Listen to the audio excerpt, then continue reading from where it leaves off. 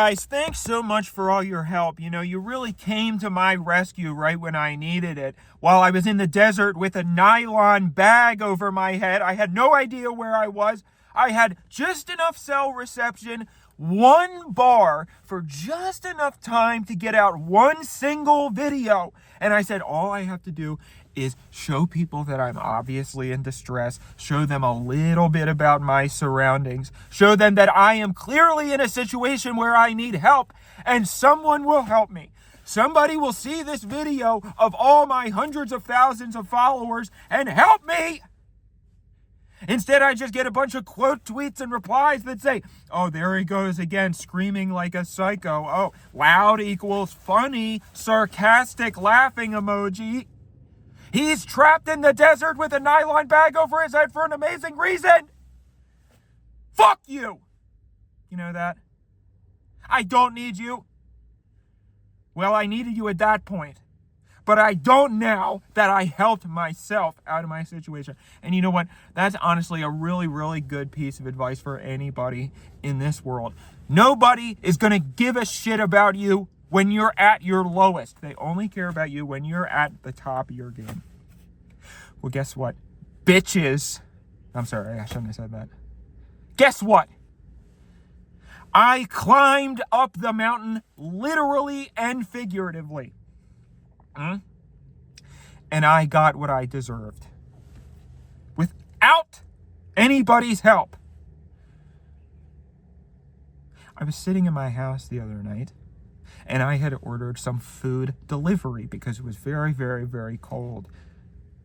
And so I heard a knock at the door, and the person said, "Food delivery." And I said, "Leave it at the door." That's what I put on the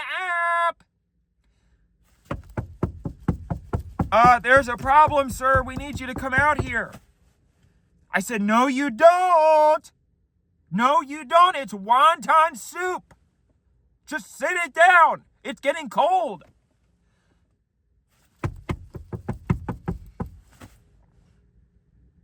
So I decided to open the door just so I can bitch this guy out. I'm sorry. I don't know why I keep saying that today. I apologize.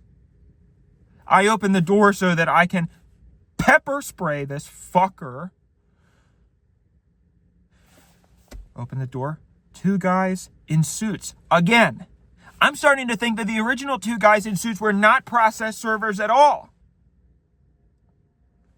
They grab me while I'm in my Jaws pajama bottoms. And I'm sort of like, oh no, let me go. And then I say, can I at least get a sweatshirt? Because it's 48 degrees out here, and 48 degrees is very, very cold, especially when it's this humid. Please. So they say, all right, go get a sweatshirt. So I run in, grab my, gray hoodie, come back out. They grab me again. I say, no, let me go. They carry me down to a big black Range Rover, which I'm not sure why anybody needs to have a car that big. It's honestly ridiculous. Especially when half the time I see them driving around town and it's soccer moms with two children. Apparently they need a vehicle that's bigger than one of the Humvees that they used in Iraq just to drive their stupid kids to McDonald's and get a milkshake. But I digress. They put me in the back of the Range Rover. They duct tape my hands behind my back like this. They duct tape my feet together, and they throw me in the back seat. And I say, guys, I don't know why we have to do this again, because this was the second time that this had happened. The other time was the time that I mentioned in my video, Big Red, something, I don't remember what it was. Big Red, you're going to get what's coming to you or something. And he did, by the way. I'm going to get to that part of the story a little later. I say, guys, can we just figure this out like adults, please? I don't have $50,000. I thought that we had an arrangement. I went over to, after the first time that they drove me out to the Angeles National Forest, dangled my legs over the scenic vista viewpoint. I said, all right, here's the compromise that I can make with you. I don't have $50,000, but I'll tell you what. I have a large following of engaged community members on all of my social media accounts. I have hundreds of thousands of followers. I have 400,000 and some change followers on YouTube and Twitter. I have almost 700,000 followers on Instagram. So combined, I can work with you to create a social media package, advertising for your bar that is well worth $50,000, over $50,000. If I had actually had the time to follow through with the plan that I designed for them. This used to be my career. I mean, it's my career, but what I mean is, organizing a social media package for restaurants cross-platform used to be what I did for a living. That was how I earned my living before I moved out to Los Angeles and before I became a famous content creator. And they were receptive to this. At first, they said, oh, that's actually pretty good. Can you mock us up a few, verticals and things and show us what you can do? And I sent them those, I had a whole, designed a whole template for them with a great logo. That's my logo that I designed, by the way, for Emergency Vet Bar and Grill with the nice kerned font. That's my work. And because I can do it all, baby. Well worth $50,000. And they loved it. They said, yes, this is great stuff. Send us the, can you send us the deliverables over the Google Drive? And I should have known.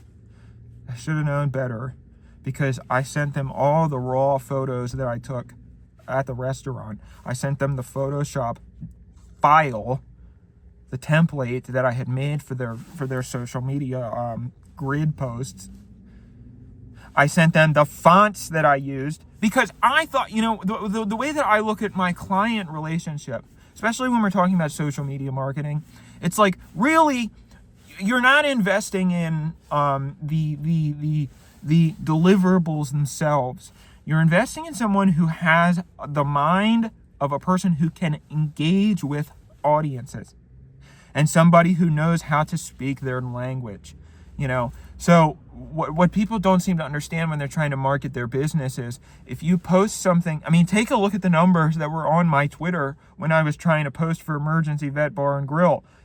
If you just post a simple grid post, stock photo that looks like some bullshit, guy laughing with a drink taken from iStock, and you say 40% off all appetizers from 3 to 6 p.m., nobody's gonna fucking care, because advertising doesn't work. You need to find a way to integrate your advertisement into a piece of entertainment that they will also be receptive to, so that they don't even realize that they're being advertised to.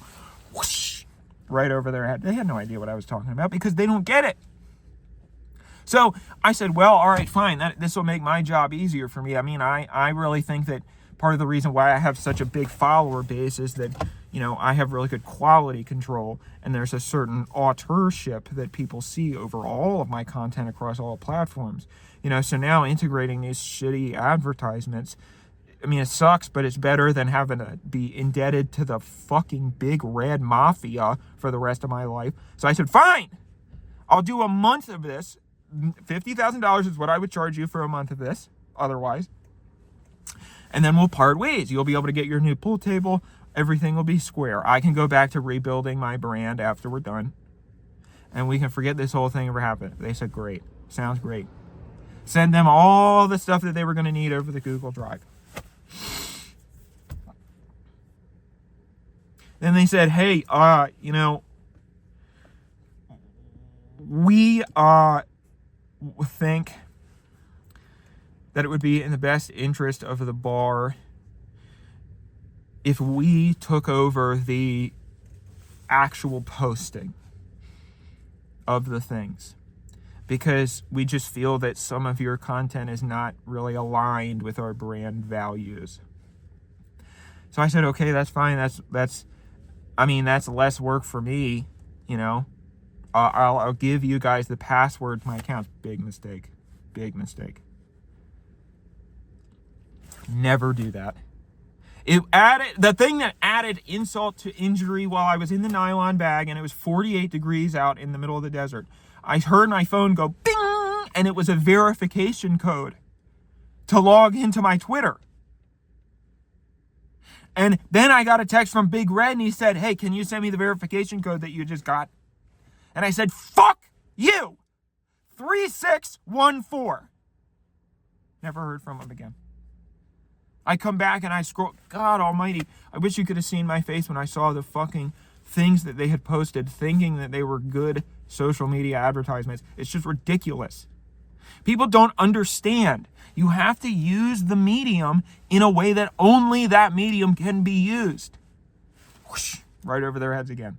It sucks being somebody who just understands this platform in a way that nobody else does, not even the audience. And so I do things. Did you happen to notice that recently that every single person on earth has been painting their body a solid primary color and saying, I'm this color? Who do you fucking think paved the way for that? The same thing happened to me have you noticed recently that everybody is bald and screaming? But of course, when I brought that up for Lex Luthor, Superman, everybody said, well, you didn't invent being angry and bald. You didn't invent being a bald guy who cries a lot. I would argue that I did, first of all. But second of all, it's called the zeitgeist. And I'm guessing that you're too stupid to understand what that word means too. That's what I thought. But I said, fine, whatever, at the end of the day, people really, I said, okay, so say worst case scenario, Emergency Vet Bar and Grill makes a couple of posts that aren't at the same level of quality that people have come to expect from me. Honestly, I think that I've been getting a little too precious about things in general. I've been thinking for a long time, if there's one thing that I think holds me back, it's the standard to which I hold myself. And I wonder sometimes if, the fact that I'm so precious about every single little thing that I post is inhibiting my ability to create freely. So I wonder sometimes if I let some of that go and I just start pumping shit out that I don't give a shit about, would I stumble into a piece of work that is more resonant for the general populace because I am not so in my head that I prevent myself from making something that connects on an intimate level. So I said, okay, fine. If they post a few things that I don't like, that will help to train my brain out of, being obsessively fixated on every single thing, needing to be perfect. So I actually had kind of reached a good stasis, and I was writing in my journal at the time that this happened, and I was expecting my wonton soup. By the way, wonton soup,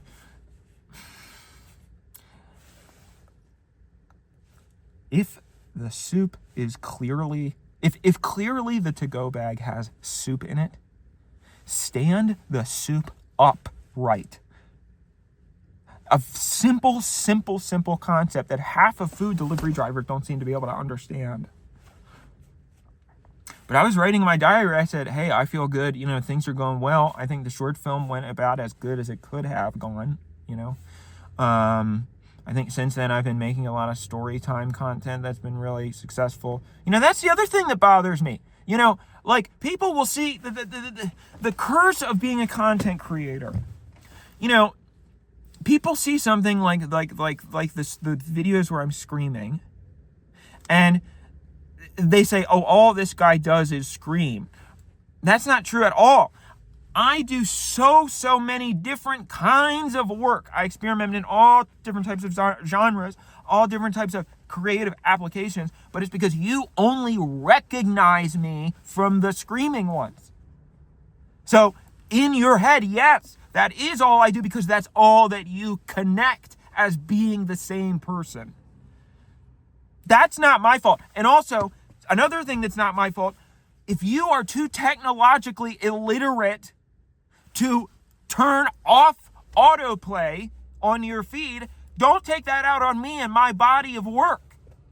Okay? It's not my fault that you don't know how to control your volume control, so when my video comes up, it annoys you and scares you.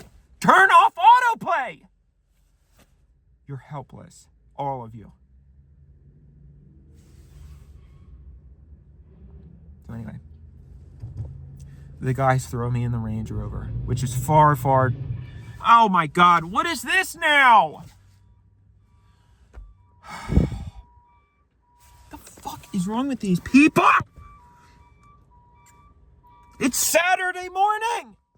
It's Saturday morning at 7:30 in the fucking morning. What the fuck are they doing?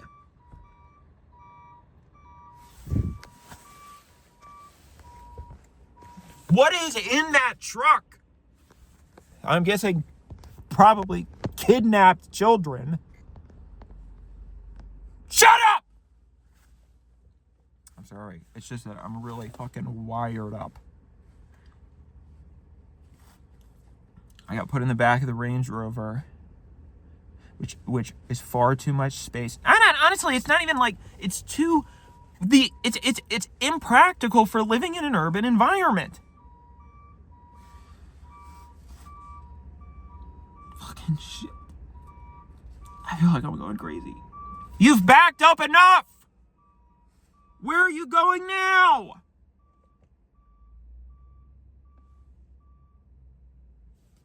God almighty. How difficult is it to make a fucking left turn? Eddie, we're gonna have to cut all of that. Now that's completely ruined my storytelling flow. All right.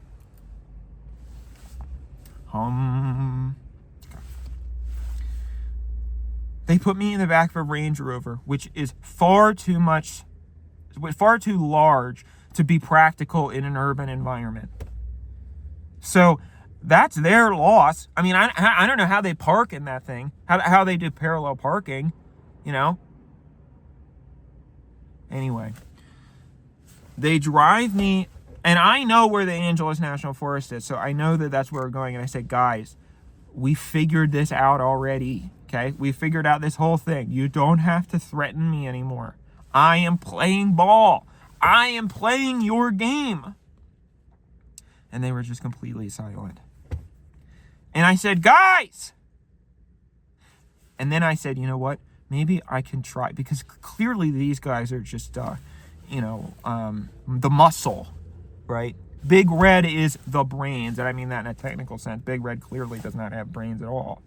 But his cronies are just doing his dirty work for him. So I say, guys, you know, I have seen enough about Big Red to know that he is not a good boss. He is not good at managing people. He manages through fear and intimidation because he's insecure. A good boss, it's just like Mark Zuckerberg said, or whoever the hell it was, you know, a good boss hires good people and leaves them alone. A good boss does not micromanage. A good boss does not intimidate.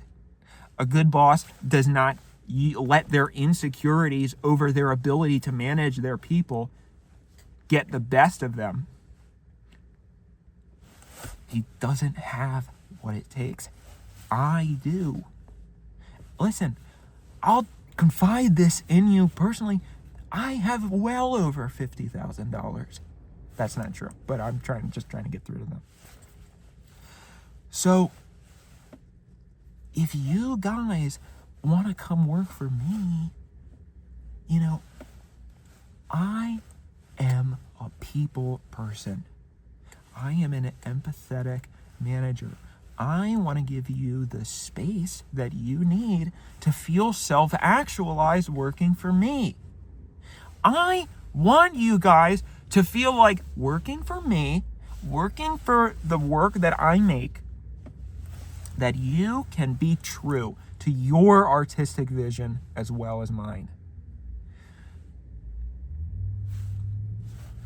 Nothing. That's when I realized that I'm dealing with people who are so stupid that they do not know. They would not know a good opportunity if it whacked them in the face, you know. I mean, how many people would kill? How many aspiring artists would kill to be in their position? To have one of the leading satirical content creators online sitting in the back of their car offering them a job. It's ridiculous. We start driving up the Angeles Crest Highway. So I'm like, well, I guess we're doing this again. And I start trying to make my plan. You know, last time what they did was they pulled over onto a scenic vista point. And I didn't really know what was going on, so I didn't have enough time to react. But this time I said, all right, they're going to pull over. They're going to open the car. They're going to get me out of the car. It would not be the end of the world if I fell down this cliff. So all I need to do is wriggle myself away from their clutches long enough so I can tuck my arms and my legs in like this, and I can just roll down the hill. You know, might hurt a little bit, but at least I would get away from them. So that's what I started planning to do. And we approached the vista point that we used last time, and passed it. And I said, hey guys, you missed it. The turnout was right there. And they said, we're not going there tonight. So I was trying to think about all the turnouts that they could possibly use, because the reason why I think they like that one is that, you know, there's plenty of space to park your car. You know, I always get nervous when I'm pulling out on those turnouts that somebody's going to come. You know, people race down that road because it's a mountain road. You know, it's in the middle of nowhere. So people come racing down that road, and if they are just a centigrade off, they're going to clip the side of your car. And sometimes they're, you know, these racing folks who treat it like their own personal NASCAR track, drive 90 miles an hour, they're going to kill somebody. And also, you can't see around you. It's a blind turn. So if somebody's stopped on the road for an emergency or whatever reason, you can't see what's around that corner. So you're going to, even if you're going 60 miles an hour, you're going to all of a sudden have to stop. You're not going to have enough stopping clearance, and you're going to careen off the road and go, you know, your car's going to fly off the cliff. Again, right over their head. This is something that is really, really, again, something that I just have to, it's almost a curse. You know, the fact that I just feel like I am so much smarter than so many people. Everything that I say just goes right over their head, and they don't understand. So at this point, I will admit I am getting a little concerned about the timing of this whole thing, because we're going quite far. We're going a lot farther than we did the first time. And I say, guys, you know, I get it. Okay, yes, I'm very scared. Oh my gosh, Big Red. You know, you guys are so scary. I'll pay you your money. I'll do whatever you say. Please, please, please don't hurt me, please. Okay? Can we? So now can we pull over so that I can pee, and then we can go back to LA? Because I want to get back in time, you know, to eat my wonton soup. And I need at least an hour of unwinding time before I can fall asleep. You know, because what people don't seem to understand is that, you know, I'll be out, you know, my bedtime is at 9 o'clock, and I'll be out at 8:30. And I'm saying, well, guys, this is way past my bedtime. And they say, what do you mean you go to bed at 9 o'clock? You can just go to bed when you get home. And I say, no. You can't just come right in from being out in the world and hit your head on the pillow and go to sleep. That's not how it works. You need to unwind. You need to decompress. You need to turn your phone on do not disturb mode. You know, I like to do some writing before bed so that I can really clear my mind. But again, normies don't understand this because there's not enough going on in their minds for them to have anything to decompress from. You know, they're already basically asleep while they're awake. They're only operating on maybe a couple % more brain power when they're actually conscious. So of course they don't get it. Of course these guys don't get it, you know. So I say, guys, can you at least tell me where we are going so that I can have a reasonable expectation in my mind about how I need to mentally prepare for the way that this night is going to go. I am not an impulsive person. I'm not somebody who can just make plans willy-nilly. If I am going to get lunch with someone at 12 p.m., I need at least a day to prepare for that emotionally. I need to organize my day around that. I need to have plenty of buffer time before and after. So I need to have a blueprint for how my evening is going to go. If I am going to be out all night, getting intimidated, then I need to know that so that I can text everybody real quick, cancel everything that I have tomorrow, and prepare, to have a spa day or something to relax and come down from that experience. Still nothing. My hands are still tied behind my back and my feet are duct taped together. It's actually fine. They don't want to talk to me, fine. I don't talk to them, fine. Eventually, we get up to another car. The first car that we've seen in a while. And this car is going very, very slow. This is something that drives me crazy on Angeles Crest Highway. Because in California, if you're going slowly on a one-lane road, you're supposed to use the turnouts so that people can pass you. But people who are from out of town, or people who don't give any consideration to other people around them, they don't get that, So they're just like, well, you guys have to wait for me to go however fast I want, and then they make it a whole moral crusade to go as slow as possible and make us all wait all morning because we shouldn't want to go that fast. And it's annoying. So this guy's going really, really, really slow in a Honda Accord in front of us. And the driver, meat boy number one, scoffs. And he goes, and he's riding the Honda Accord's ass, which is dangerous in and of itself. But I understand because I do that too. Sometimes this is oh my God. When people take it so fucking personally when they are going slow, and you start riding their ass as a signal to them to get out of the way. They get so, oh my God, I cannot believe that somebody would do something like this. You're going 15 miles an hour in a 45. Get over. Don't be a prissy little fucking baby about it. Then I finally pat them and they're like, oh, they're flipping me off.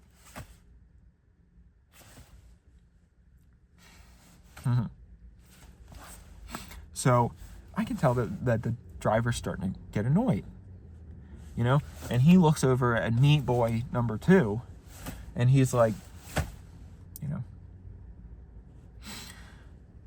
and I say from the back, oh man, I hate when this happens.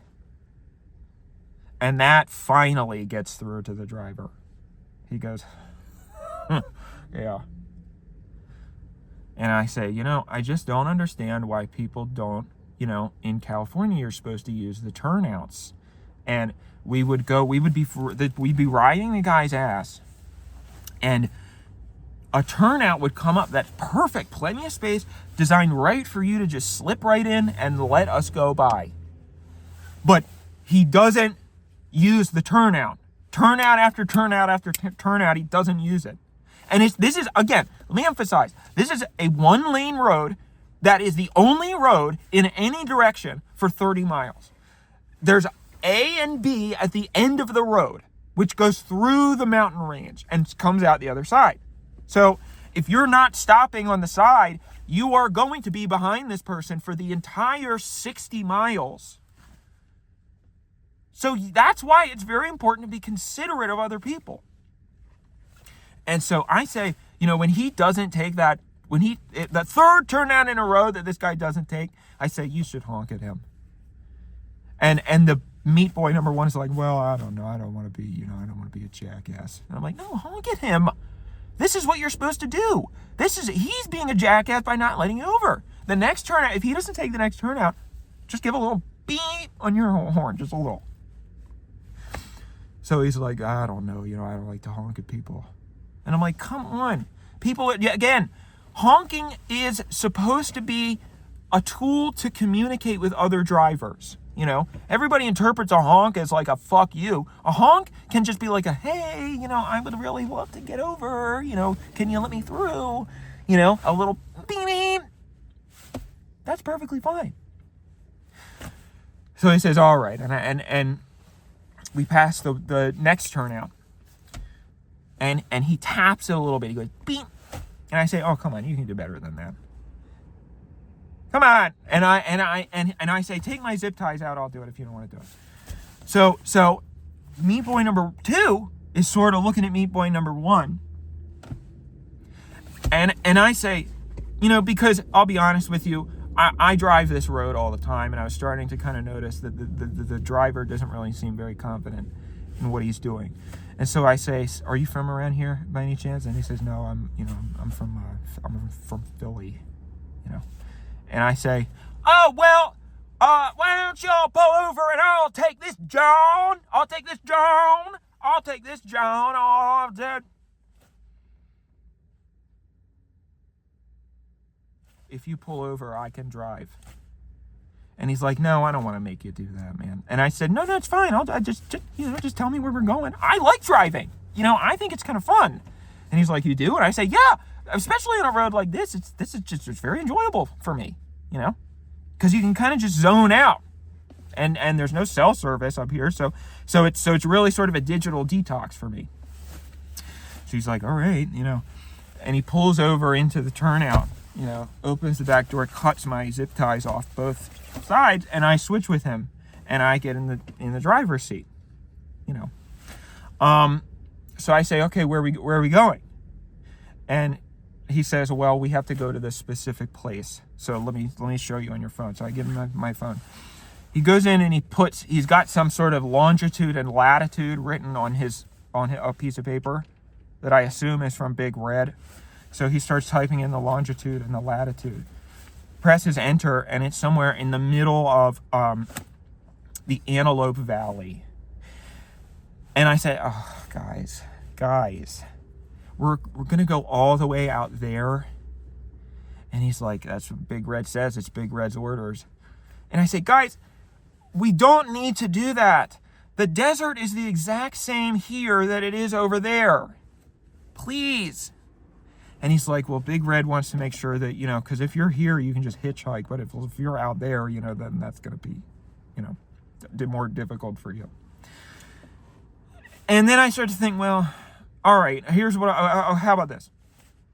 Because the Antelope Valley is the high desert, which means that it's a desert that is high in elevation.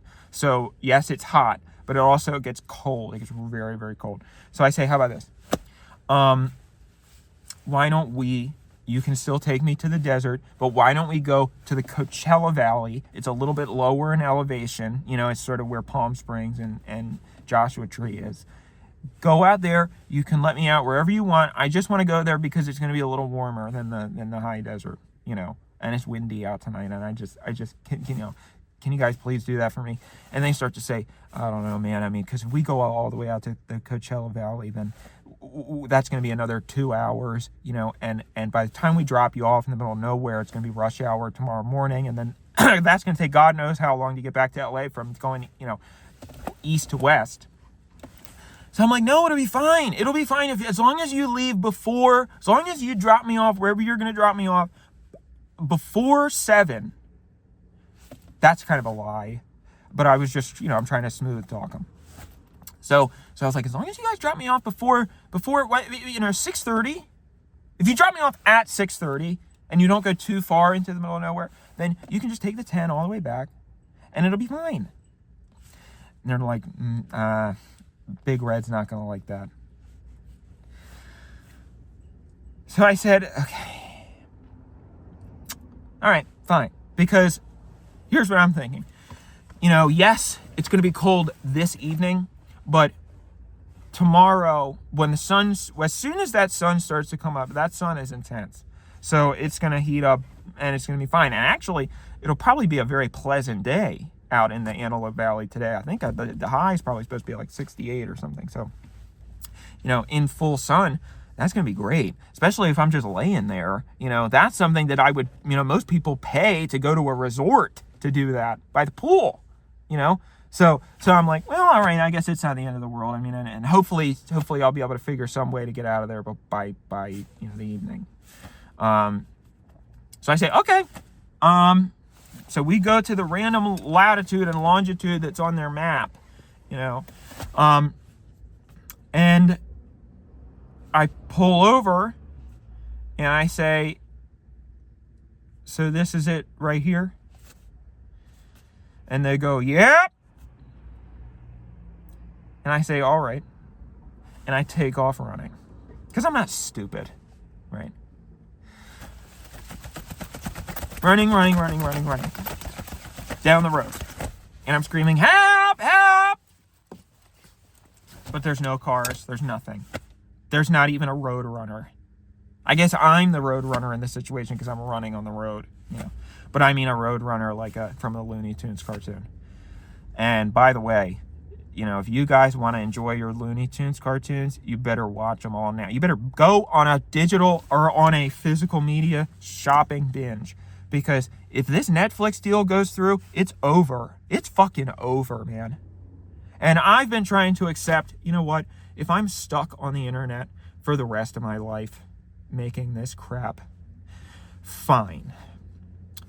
Fine. I mean, it's better than what I was doing before. So, fine. But for if Netflix gets access to the Warner Brothers library of historic films, they're going to throw them all up on streaming, and then they're not going to release them on physical because they want everybody to pay for the subscription service to go on streaming. And if it's on streaming, that's not yours. You don't own that. That's theirs, that they can do whatever they want with. So all of these historic archival films, all these Looney Tunes cartoons are going to be at the mercy of a tech company. And a tech company doesn't have the art's best interest in mind. Tech company doesn't have the audience's best interest in mind. They say that they do. They say that, the consumer is what we pay most attention to what the consumer is trying to tell us, But they don't. It's all about profit. And never forget that. It's about profit, not you. They don't care about you. They care about your money. And they care about whatever rat in a maze bullshit they have to pull to get you to put your money on their server. Okay? This Netflix deal cannot go through.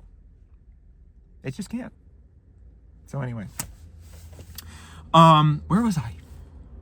Oh, I'm running down the road trying to get away from the kidnappers. And all of a sudden, I feel something, a sharp, stinging pain in my back. And I'm like, ah! And I'm thinking, honestly, maybe I got stung by a tarantula hawk or something, because I've heard that it has the second most painful insect sting on the planet. So that's what it feels like. It feels like it's like an electrical pulsing going through my body. I fall to the ground. I'm completely immobilized. And I say, guys, don't come over here. I got stung by some insect. And they say, put your hands up. And that's when I realized they tased me, which was really a disappointment because I kind of always wanted to know what it would be like to get stung by a tarantula hawk. I don't want to know that bad. So nobody, don't anybody ambush me with a tarantula hawk while I'm at Ralph's, please. So they tase me and they pick me up by all my limbs, and again, I'm like, no, let me go. They sit me down so that I'm leaning against the Range Rover. And they say, we're supposed to read this. And they pull out a crumpled note that I'm sure Big Red must have written, and they say, Dan, you made a severe mistake by crossing us. You have made a grave mistake by not making things right. And for that, I want to see you suffer the way that you have made me suffer. I have lost sleep every night over the fact that my business, it is so hard to run a small business. There's so much anxiety involved in trying to get a small business off the ground, especially one that is in hospitality, especially a bar, especially a restaurant. So just as when, and I get it, they always say, I've always heard that if you open a restaurant, you're not going to make any profit for at least a year. You're going to be in the hole for at least a year. That's what you should expect. So I get it, And he keeps reading the letter and he says, you came in like a wrecking ball. I came in like a wrecking ball.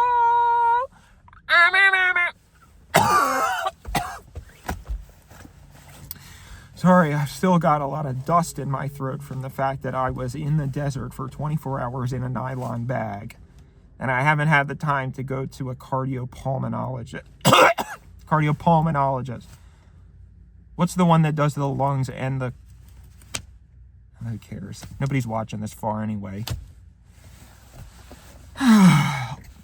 So he says, you came in like a wrecking ball. Now I can't even say it. I'm making myself laugh saying it. You came in like a wrecking ball to my life. And now you must face the consequences. And I'm starting to be like, okay, how long is this note, guys? Can you do a TLDR or something? And he says, I'm sorry, Big Red is he's a sensitive guy. He's got a lot on his mind. And so we need to be there to be his sounding board. And it's really important to him that we read this entire note because he worked really hard on it. I think that in another life, he really wishes that he could have been a writer, but he just didn't, he didn't have the upbringing. He didn't have the same privileges. He had a tough life. And so it's very difficult for him to have the opportunity to excel in art. And I said, well, okay, but we live in a day and age now where the idea of art is completely democratized, and I get it. If you're sort of at a disadvantage to begin with, you're not going to have the resources or the time and the money to create art. But, I don't know. I still think that there's plenty of people who manage to make it work, I think that if you are born to be an artist, you have a fire inside of you that makes it so that you cannot physically do anything else. But anyway, they continue reading the note. And they say, Dan, you must now experience the suffering that you made me experience. My bar being so close to being successful, yet still so far from achieving that same success, is what you are now going to feel in the desert on the brink of life. That is why I am not going to tie your hands and feet up. And I interrupt and I say, excuse me, well, you already failed that part because you did tie my hands and feet up. And I think I have some wrist problems now. I think I hyperextended my wrist in the back of the car there. So that's going to be we're going to put that on the docket for the civil suit. And they say, Big Red, the note. So that's why I am going to give you your phone and I am going to not tie you up because I want you to be able to taste freedom. I want you to be able to see the way out and yet not be able to get there, so that you can have an inkling as to what it has been like for me the past several days, not knowing the future of my business. And I am also going to give you another shirt that you can have in the bag, so that you can get a small taste of what your normal day could be if you weren't in this bag in the desert.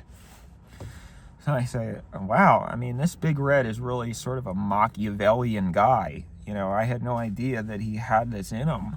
You know, this is like Bane from The Dark Knight Rises, which, God, man. Chris Nolan says, I read an interview with Chris Nolan where he said, you know, he thinks Dark Knight Rises is underrated, and he did a lot that was very subversive that the audiences just weren't ready for at the time. And I was like, maybe, I don't know. I'm not there yet. Maybe I can get there in a decade or so, and I can come back around on that movie. But right now, I think that movie's a fucking steaming pile of crap. And the only reason why I feel comfortable saying that is because all of his other movies are perfect, if you ask me. You know. But anyway. So I say, wow. Okay. So they take out this nylon bag that I'm like, there's no way that you're gonna try to fit me in there, right? I mean, that thing is teeny weeny. I'm a tall guy. I'm 6 foot 1 if I'm lucky. And they say, listen, man, we're tired. We want to go home just like you do. Can you just make this easy for us, please? So I say, is there anything that I can say to get you guys to not put me in that bag right now? And they say no. Except the N-word. And I say, what? And they say, Big Red will allow you to go free if you record a video of yourself saying the N-word and give it to us as collateral, so that in the event that you do something or you don't follow through with our arrangement, we will be able to post the video of you saying the N-word publicly and ruin your career. So I say, all right, put me in the bag. And they do. And I say, can you please at least just not throw me? Because if you throw me down, there's no reason to throw me down. Just set me down gently. And they throw me anyway, of course. And that really hurt my knee. So we're going to have to add that onto the docket too in court. And it's very, very cold. It was kind of nice because I ran out of the car down the road for a long ways.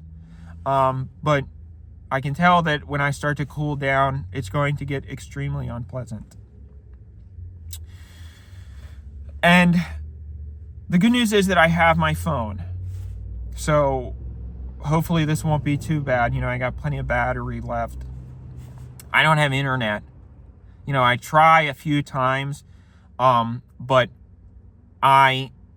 it's like sometimes it'll set, you know, most of the time it says SOS and it'll have the satellite, but sometimes it'll switch over to like 1G or something, 1 bar, but usually when that happens, that's not enough for it to, you know, load anything.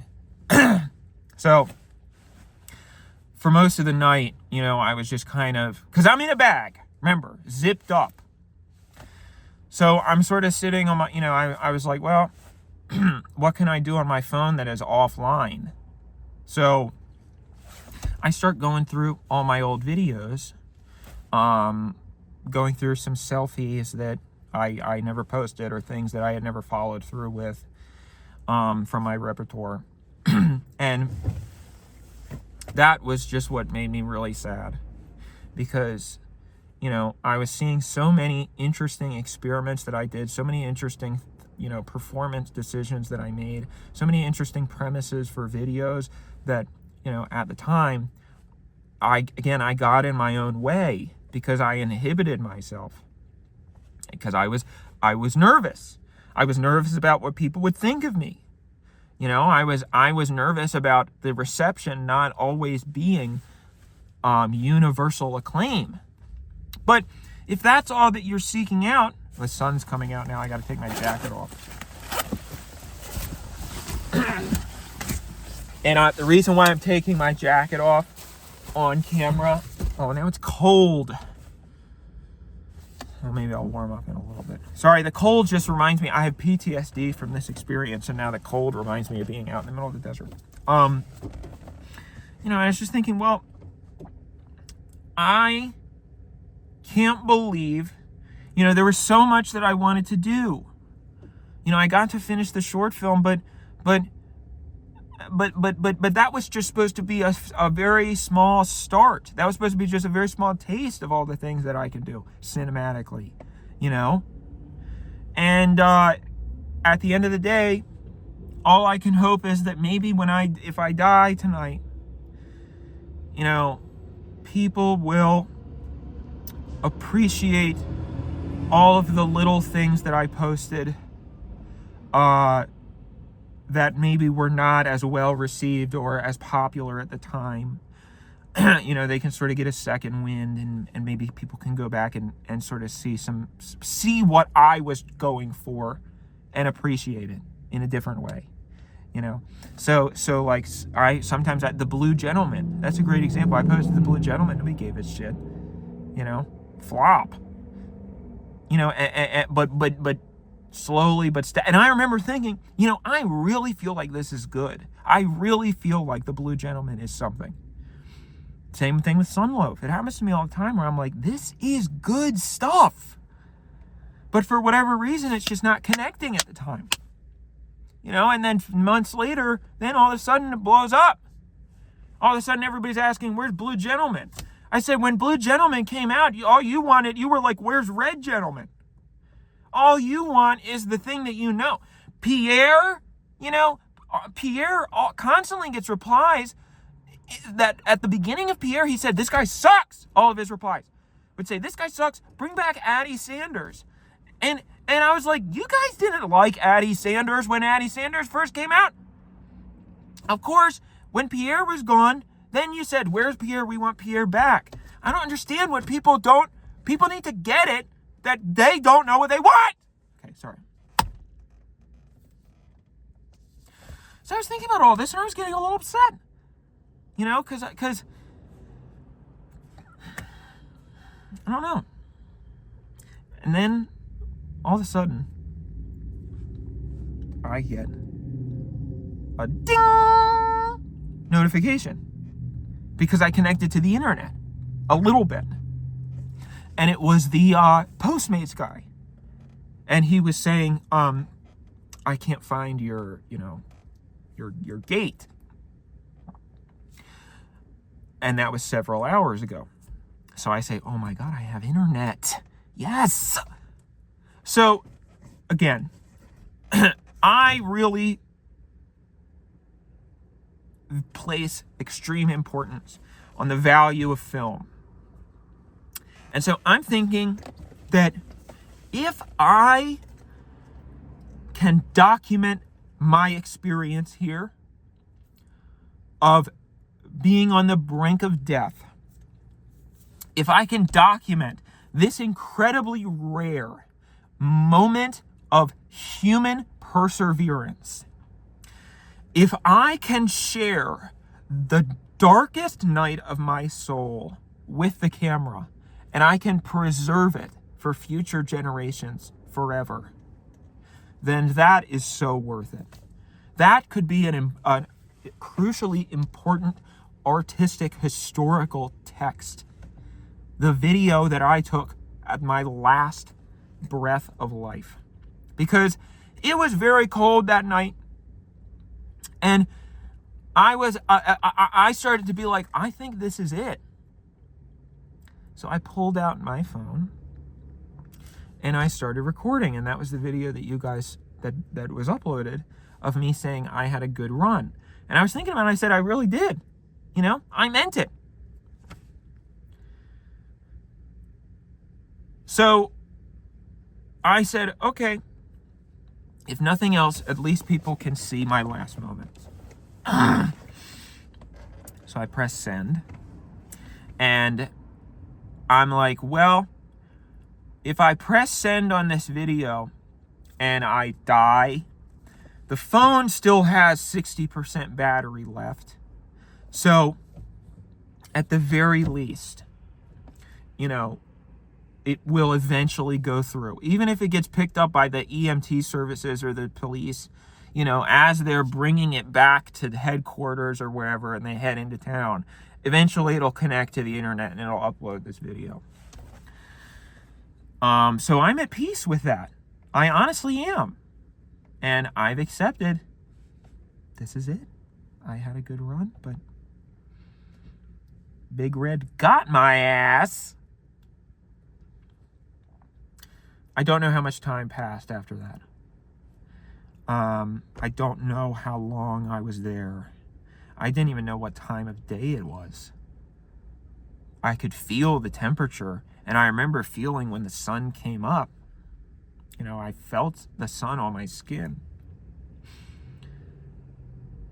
But at that point, you know, it really is cliche to say the light at the end of the tunnel. But that's exactly what it was like. You know, my eyes started to close like this. And I started to see this tiny, teeny speck of light. And the light grew and grew and grew until it consumed me.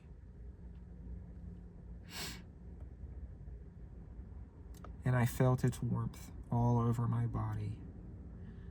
And for a moment, being inside that bag in the fetal position felt like I was back where I had originally came from. And I said, I'm going home. You know, babies, the reason why babies cry when they're born is because, just like me, they have been kidnapped. They have been taken from the safety of the ether. They've been taken from their warm homes, just like I was, inside of their mothers. The babies inside. No, I was not. They've been taken from their warm home, pulled out violently, covered in blood, into the cold, harsh light. They didn't have any say in it. They didn't want to be here. I don't want to be in this bag. But at least now, I can go back to the way that things were before this life ruined it for all of us.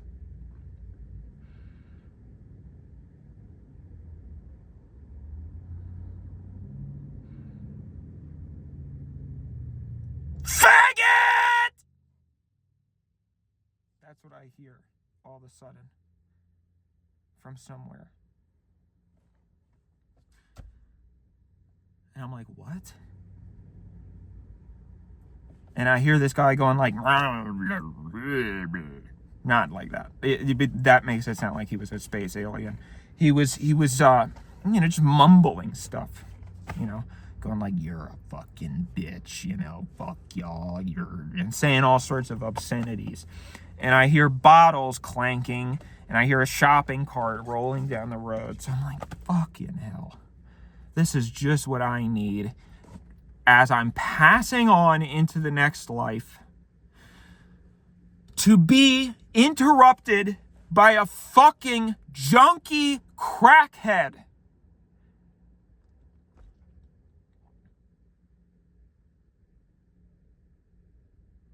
So I say, hey, shut up! I'm trying to die over here. And he's like, fuck you, bitch. Something along those lines, I don't know.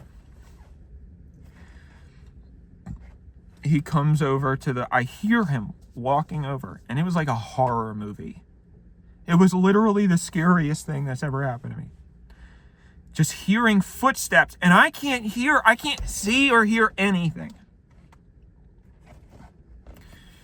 I hear the footsteps coming closer. I feel his presence coming closer to me. And I say, get away from me! And I pull out my phone and I call 911. And they say, 911, what's your emergency? And I say, there's a homeless person who's trying to attack me. And she says, where are you? And I said, I'm just off the 138 in Palmdale, sort of by Juniper Hills. There's a very small patch of land, and I'm right in the middle of there. I'm in a nylon bag. And she says, all right, we'll send someone over. So I tell the homeless person, hey, I just called the cops. So you best be getting out of here. And he starts saying, oh, you called the cops, huh? You called the cops. And I say, yeah. And they're going to put you in the slammer. Then this guy starts attacking me. Hopped up on some whatever the fuck these people are on constantly. And he starts trying to unzip my bag. And I say, get away from me! But he's like, and I say, I don't have any heroin. I don't have any crack. Leave me alone.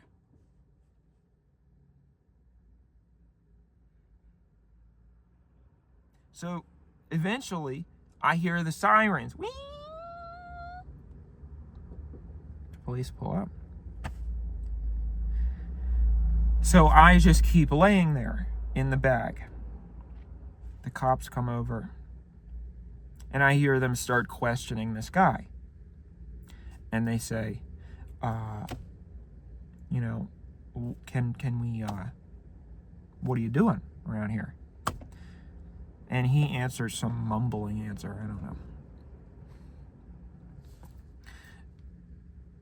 And they say, well, we got a call that you're being disruptive.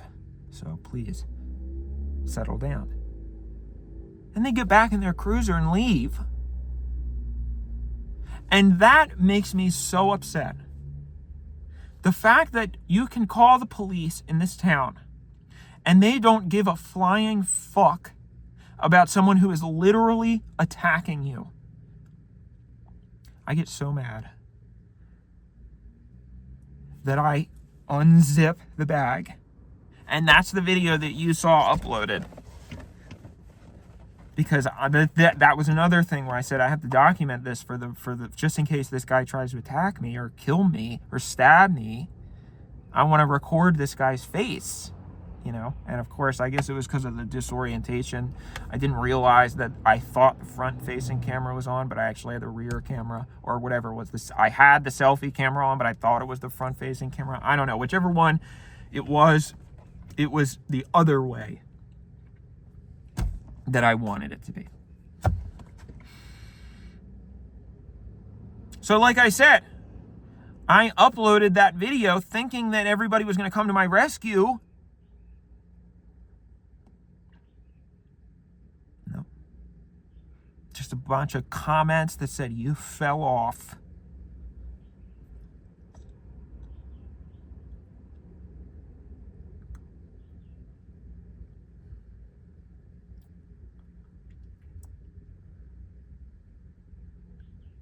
Should have stayed in the bag.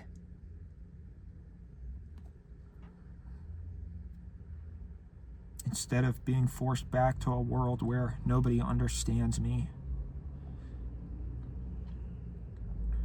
At least when I was inside that bag in in the dark,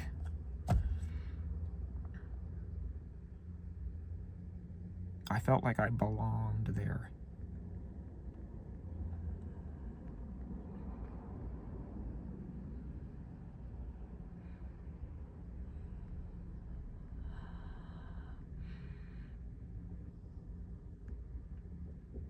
But then I remembered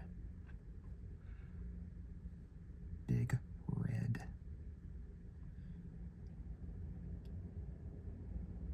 And I knew I needed to get my revenge.